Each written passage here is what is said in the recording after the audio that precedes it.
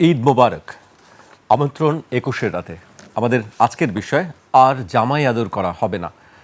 আজকে আমাদের সঙ্গে স্টুডিওতে উপস্থিত আছেন সিপিবির কেন্দ্রীয় নেতা ডাক্তার সাজিদুল হক রুবেল। আপনাকে স্বাগত জানাচ্ছি। আমাদের সঙ্গে আছেন বাংলাদেশ সুপ্রিম কোর্টের সিনিয়র আইনজীবী আবু হেনা রাজ্জাকি। আপনাকেও স্বাগত জানাচ্ছি ২১-এর রাতে। আমাদের আজকে বেশ কয়েকটি বিষয় নিয়ে কথা বলতে চাই, কিন্তু শুরুতেই যেটি আলোচনায় যাবার আগে আমি বক্তব্যটি উল্লেখ করতে চাই, যিনি বলেছেন যে আর জামাই আদর করা হবে না। আমি রুবেল ভাইকে দিয়েই শুরু করতে চাই, তার আগে তার বক্তব্যটা আমি একটু তুলে ধরতে চাই। ভারত বাংলাদেশিদের আর জামাই আদর করবে না বলে জানিয়েছেন পশ্চিমবঙ্গের মুখ্যমন্ত্রী শুভেন্দু অধিকারী। তিনি দাবি করেন রাজ্যের উত্তর ২৪ পরগনা জেলার বসিরহাট মহকুমার হাকিমপুর চেকপয়েন্টে বিপুল সংখ্যক অবৈধ বাংলাদেশি জড়ো হয়েছেন। তাদের উদ্দেশ্যে তিনি হিন্দিতে বলেন, জলদি জলদি ভাগো নেহি তো জো করনা হ্যায় সরকার করেগা। এ সময় বাংলাদেশি অনুপ্রবেশকারীদের উদ্দেশ্য করে তিনি বলেন, তাদের জেলে বসিয়ে খাইয়ে জনগণের টাকা নষ্ট করতে চাই না। তারা ভারতীয়দের, বিশেষ করে পশ্চিমবঙ্গের মানুষের ক্ষতি করছে। আমি শুধু একটাই কথা বলবো, তাড়াতাড়ি পালাও, তাড়াতাড়ি পালাও। আমাদের খাদ্য, বস্ত্র, বাসস্থানের ভাগ আর আমরা দেব না। তিনি বলেন, আমরা পুলিশকে বলে দিয়েছি জেলে পাঠাতে হবে না, আইনে নেই, সরাসরি পুলিশ নেবে এবং বিএসএফের হাতে তুলে দেবে। দেশের পয়সায় খাবে, ওষুধ দেওয়া হবে, জামা কাপড় পরবে না। জামাই নাকি, জলদি জলদি ভাগো।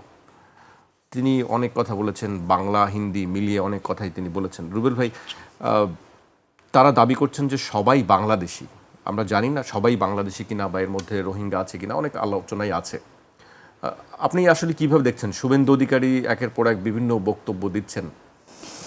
ধন্যবাদ জাকির ভাই, একই সাথে আমার সহ-আলোচক রাজ্জাকি ভাই এবং ইটিভির দর্শক শ্রোতা দূরের এবং কাছের সবাইকে শুভেচ্ছা। আসলে এই বিষয়টি খুবই স্পর্শকাতর এবং আমরা উনি নতুন নতুন মুখ্যমন্ত্রী হয়েছেন, ঠিক আছে? তো তার রাজনীতি, তার মতাদর্শের সাথে আমার রাজনীতি মতাদর্শের আকাশ পাতাল তফাৎ আছে। উত্তর মেরু দক্ষিণ মেরুতে তিনি তো তার মতো একটা সাম্প্রদায়িক মানুষ, একটা ধর্মভিত্তিক রাজনীতি করে উঠে আসা মানুষ, মানে মুখ্যমন্ত্রী হওয়া মানুষ, তিনি নানা রকম উস্কানি দেবেন, সেটা ঠিক আছে, কিন্তু সেই উস্কানি এখন তিনি সীমানা পার হয়ে বাংলাদেশকে সেই উস্কানি আক্রান্ত করার চেষ্টা করছে, বাংলাদেশের ভাবমূর্তি নিয়েও টানা হোঁচড়া শুরু করছে। প্রথম কথা যেটা বলতে চাই, শুভেন্দু বাবু, আপনার ভারতবর্ষ এত উন্নত দেশ হয় নাই মধ্যপ্রাচ্যের মতো কিংবা আমেরিকা বা কানাডার মতো যে বাংলাদেশিরা লেলায় থাকবে আপনার দেশে যাওয়ার জন্য। আপনার দেশের যে গ্রস ইনকাম মানুষের যে ন্যূনতম আয়, আমার দেশের যে গার্মেন্টস শ্রমিকের ন্যূনতম আয়, দুটো মিলাই দেখেন কার শ্রমিকের বেতন কত বেশি। আপনার ভারতবর্ষ কোনো বেহেস্ত হয়ে যায় নাই, কোনো স্বর্গ হয়ে যায় নাই যে বাংলাদেশের তরুণরা লেলায় থাকবে হচ্ছে আপনার ভারতবর্ষ যাওয়ার জন্য। অতএব খুব বুঝে শুনে শব্দ ব্যবহার করাটাই প্রত্যাশা করি। অত্যন্ত আপনি ভারতের মুখ্যমন্ত্রী, পশ্চিমবাংলার মুখ্যমন্ত্রী, এক সময় এই চেয়ারে ডক্টর বিধান রায় ছিলেন, এক সময় এই চেয়ারে ব্যারিস্টার জ্যোতি বসু ছিলেন, বুদ্ধদেব বাবু ছিলেন। তাদের কথা চিন্তা করেন, আপনার চেয়ারটাকে মর্যাদা দিয়েন, ভারতকে মর্যাদা দিয়েন, পশ্চিমবাংলার সে বিধানসভাকে মর্যাদা দিয়ে মুখ দিয়ে কথাবার্তা বের করবেন আর কি। আপনি কিন্তু আর হচ্ছে সেই বিজেপির পান্ডা নয়, আপনি এখন হচ্ছে গিয়ে একটি রাজ্যের মুখ্যমন্ত্রী। আমার মনে হয় আপনি এবং উনি শুভেন্দু ভুলে যান এই কথা আর কি। এখন আসেন, এই যে বিষয়গুলো শুরু হয়েছে কবে থেকে, কেন হয়েছে আর কি। সিএএ, ঠিক আছে, ডিসেম্বরে 2019 সালে তারা চালু করলো এই সিএ বা সিটিজেন অ্যামেন্ডমেন্ট যে অ্যাক্ট আছে, সেই সিটিজেন অ্যামেন্ডমেন্ট অ্যাক্টটা কিন্তু তারা করছিল প্রথমে এটা খুব পজিটিভলি, এক হিসেবে পজিটিভ। কী পজিটিভলি? তারা বলতে চাইছিল যে 2019 সালে যে আপনার আফগানিস্তানে, আপনার হচ্ছে পাকিস্তানে এবং বাংলাদেশে এই সমস্ত জায়গায় সংখ্যালঘু সম্প্রদায়ের লোকেরা, অর্থাৎ হচ্ছে হিন্দু, বৌদ্ধ, খ্রিস্টান, পার্সি, জৈন, এই সমস্ত ধর্মাবলম্বী লোকেরা যদি নিজেদেরকে নিপীড়িত মনে করে, নিজেদেরকে নিরাপত্তাহীন মনে করে, তারা ভারতবর্ষে আসছে, ভারতবর্ষে আসার পর তারা সেখানে আশ্রয় গ্রহণ করছে, তাদেরকে এখন হচ্ছে তারা নাগরিকত্ব দেবে। সেই নাগরিকত্ব দেওয়ার জন্য হচ্ছে তারা এই আইনটা করলেন এবং তারা এখন বলছিলেন 2014 সালের হয়তো ডিসেম্বরের আগে যারা আসছে তাদেরকে নাগরিকত্ব দেবেন, এই নিয়ে চালু করছেন। এবং বাকিগুলোকে তারা সর্ট আউট করবেন, তাদেরকে তারা হচ্ছে গিয়ে ডিপোর্টেড করবেন, এরকম একটা ব্যাপার ছিল। এখন এই বিষয়গুলো আসলে কে সিদ্ধান্ত নেওয়ার মালিক? পশ্চিমবাংলা সরকার নাকি কেন্দ্রীয় সরকার? এই বিষয়গুলো আসলে কেন্দ্রীয় সরকারের ব্যাপার। এটা পশ্চিমবাংলা সরকারের ব্যাপার না, এটা শুভেন্দুর ব্যাপার না।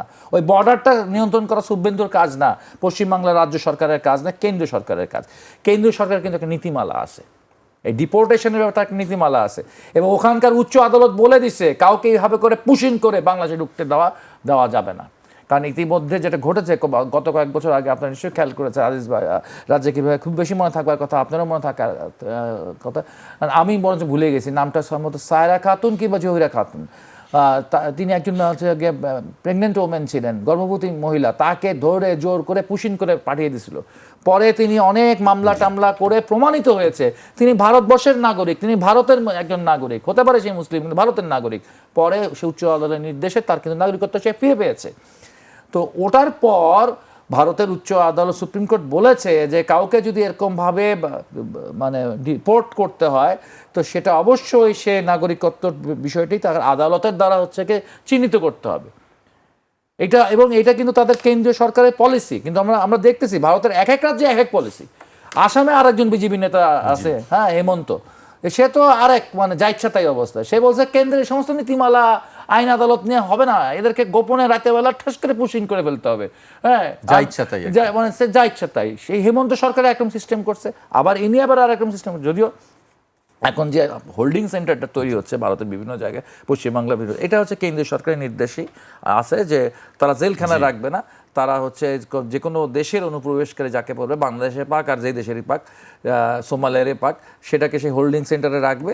রাখার পর সেখানে হোল্ডিং সেন্টারে 1 মাসের বেশি সময় রাখতে পারবে না। 1 মাস পার হয়ে গেলে তাকে একটা দফারফা করতে হবে, হয় জেলখানায় পাঠিয়ে দিতে হবে, নয় হচ্ছে ডিপোর্টেড করতে হবে, করতে পারে। কিন্তু উনি একখান 3D আবিষ্কার করছেন শুভেন্দু। একটা হলো ডিটেক্ট করলো, আপনি অনুপ্রবেশ করি, তারপর হলো ডিলেট, মানে আপনার যদি কাগজপত্র কিছু থাকে সব ডিলিট করে দিব, তারপর ডিপোর্ট। মানে এই যে 3D খেলা উনি চালু করছেন, এই 3D খেলাটাও হচ্ছে গিয়ে ভারতের আইন কানুন, ভারতের হচ্ছে কেন্দ্রীয় সরকার, উচ্চ আদালত কোনো কিছুকেই হচ্ছে গিয়ে পরোয়া করে না আর কি।